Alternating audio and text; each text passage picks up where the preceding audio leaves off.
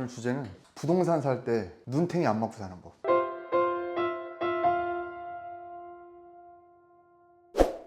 난 이제 부동산 하면 이제 건물 짓는 거니까 땅을 사서 우리가 건물을 짓잖아. 요게 이제 부대 비용 이렇게 들어가는데, 우리가 이제 사업성을 논의할 때 결국 이거를 줄이는 게 핵심이잖아. 근데 이 공사비 눈탱이 맞는 거는 걱정을 하면서 이 땅으로 눈탱이 맞는 거, 이거는 사실 걱정을 많이 안 한다. 기본적으로 막 싸게 살 줄 알고 착각을 하는데, 사실은 이 땅도 눈탱이 안 맞고 사는 방법이 있다.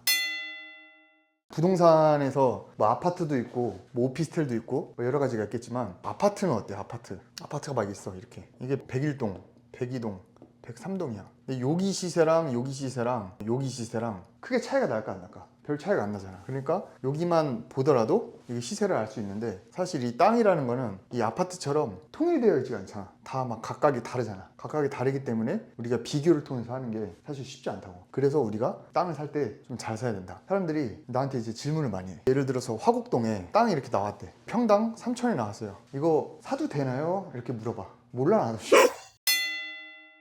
아파트는 이게 싼가요 안 싼가요? 라고 물어봤을 때 주변에 실거래가가 있으니까 시세라는 게 좀 명확하잖아. 그러니까 이게 싸다 안 싸다가 좀 나오는데, 땅이라는 거는 좀 그렇게 하기 어렵다. 그래서 땅을 좀 눈탱이 안 맞고 적절하게 사는 방법은, 일단 첫 번째, 이 땅값이라는 게 있잖아. 땅값. 우리가 설계를 뜨게 되면은 이 건축비를 예상할 수가 있거든. 이것도 예상이 돼. 이 부대 비용도 예상이 되겠지. 그럼 이제 원가가 나오잖아. 그럼 이렇게 원가를 들여서 건물을 지었을 때 이게 수익보다 작기만 하면 돼. 수익이라는 거는 이제 건물을 지었을 때는 임대를 놓게 되면 이제 임대 수익이 있겠지. 분양을 하거나 또 매각을 한다. 그럼 이건 차익이 나겠지, 그지? 근데 이 임대나 분양, 매각 이런 것도 사실 다 예상이 되는 거거든. 예상 다 예상이 되는 거야. 그래서 아까 예를 들어서 뭐 화곡동에 평당 3천짜리가 나왔다. 이게 싸냐 비싸냐를 했을 때 이거를 대입해놓고 이 수익보다 작기만 하면은 사실은 그냥 괜찮은 거다. 이게 만약에 1억이라고 치자. 화곡동에 평당 1억이면 싸 비싸? 비싸지. 근데 여기다 건물 지었는데 분양가가 100억이야. 그럼 싸 안 싸? 그럼 싼 거잖아. 그러니까 이건 약간 극단적으로 간 건데, 이렇게 따졌을 때 사업성만 놓고 우리가 계산을 잘 해가지고 이 수익성보다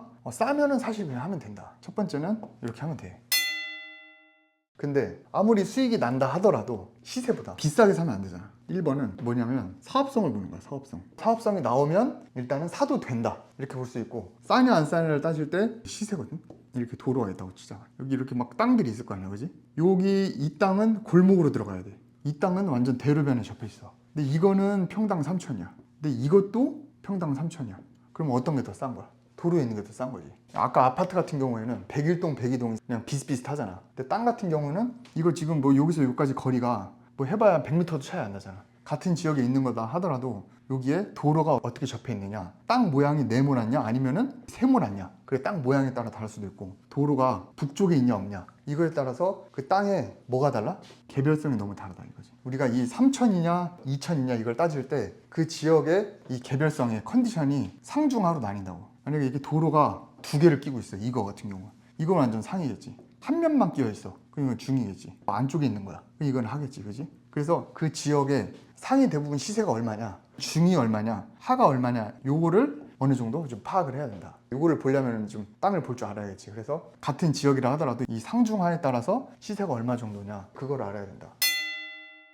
이 시세를 알아볼 수 있는 건 또 두 가지가 있지. 주변 실거래가. 이 땅이 나왔어. 평당 3천이 나온 거야.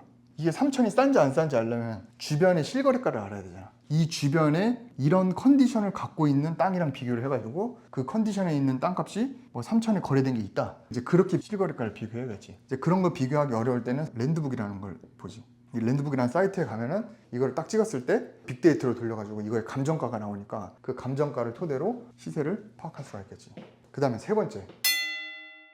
이 세 번째는 뭐냐? 미래 가치야, 미래 가치. 아파트는 사실 떨어질 수도 있고, 막 요즘에 경기도는 약간 떨어지는 데도 있거든. 근데 땅이라는 거는 사실은 공급이 없는 수요만 있는 유일한 재화이기 때문에 이 땅값이 사실은 막 떨어지진 않아. 근데 오르긴 오르는데, 우리가 이걸 샀을 때 향후에 잘 오르는 곳이냐, 이제 그거를 따져가지고 시세 대비 싸게 사지 못하더라도, 사업성이 당장은 많이 나오지는 않더라도 미래 가치가 많이 오를 것 같다, 그러면은 사실은 버틸 수만 있으면 뭐 사도 나쁘진 않지. 근데 여기서 사람들이 하나 착각하는 게 있어. 자, 이 사업성이라는 게 아까 수익이 나는 게 매각 차익을 누리는 게 있고 임대 수익을 얻는 경우가 있잖아.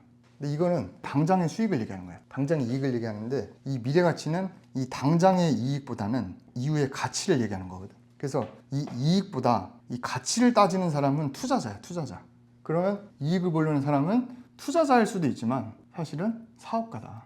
근데 이 사업성이라는 걸 따질 때 만약에 건물을 지었어. 이제 뭐 근생이든 원룸이든 건물을 지었잖아. 이 매각에 목숨 거는 사람들이 있어. 처음에는 나도 건물주가 되고 싶어서 막 이지랄을 해. 근데 건물주가 되는데 매각 생각을 한다? 매각을 하면은 건물주가 되는 거야 아니야? 그건 그냥 사업가가 되는 거지. 팔았으면 건물주가 아니잖아. 그냥 돈만 번 거지. 그렇게 따지면 그냥 커피 제조해서 사람들이 처음에 신축 수업을 들을 때 대부분 나는 건물주가 돼가지고 부자가 돼야지 라고 생각을 하면서 그 진짜 부는 이 수익보다는 사실은 이 미래 가치가 훨씬 크거든. 나중에 따지고 보면 저번 주에 우리 수업할 때 잠실에 가면 롯데월드 있잖아. 롯데월드가 1980 몇 년도에 세워졌거든. 한 2, 30년 됐잖아. 2, 30년 동안 롯데월드 운영해서 번 돈보다 그 땅값 오른 돈이 더 크대. 그러니까 직구 팔고 백날 해봐야 이 가치를 못 따라간다는 거지. 그리고 사람들이 나는 건물주가 되고 싶어요. 그러면서 매각에 목숨을 걸어. 이게 뭔가 안 맞아. 차라리 목숨 걸지 마라. 결국에는 건물을 깔고 앉아있고 내가 소유를 해야 돼. 소유를. 얼마나? 오래 해야지. 오래. 이게 사실은 굉장히 중요한 키포인트인데 이거를 망각하고 이렇게 했을 때 수익이 나나요? 물론 당장에 이게 마이너스가 되면 안 되겠지. 내가 얘기하고 싶은 거는 이게 엄청난 플러스가 아니다 하더라도 어느 정도만 수익이 난다 했을 때 결국에 나한테 돈을 크게 갖다 주는 거는 이거거든. 미래가치. 그렇기 때문에 우리가 이 사업성도 중요하지만 그놈의 엑시트 노래 좀 부르지 마. 엑시트 할 거면 차라리 그냥 이 건물 지어서 파는 것보다 뭐 스마트 스토어를 하는 게 나아. 차라리 수익이 훨씬 나지. 이익이. 사업을 하세요. 그냥 다른 사업이. 그러니까 우리는 사실은 이 사업가보다는 우리의 DNA 안에는 이 영상 보는 분들 대부분은 투자자니까 이거를 망각하지 않았으면 좋겠다. 끝!